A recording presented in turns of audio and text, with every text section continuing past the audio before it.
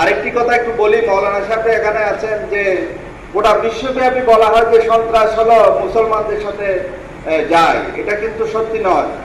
এই সন্ত্রাসবাদ বিভিন্ন দেশে বিভিন্নভাবে করেছে। খ্রিস্টানদের আপনার টেরোরিজম ছিল, ইহুদিদের টেরোরিজম ছিল, সবগুলোই আপনার ডেসপিকেবল, সবগুলোই ঘৃণার যোগ্য। তো আমি আপনাদেরকে এইটুকুই আহ্বান জানাবো, সম্মানিত শিক্ষকবৃন্দ এবং সম্মানিত আলেমবৃন্দকে, যে আপনারা কোরআন এবং হাদিসের মূল বর্ণবাণী আপনারা আপনাদের স্টুডেন্টদের মাঝে এবং সমাজে তুলে ধরবেন।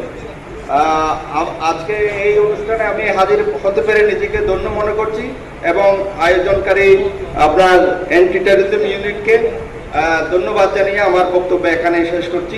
জয় বাংলা, বাংলাদেশ চিরজীবী হোক। ধন্যবাদ বিভাগীয়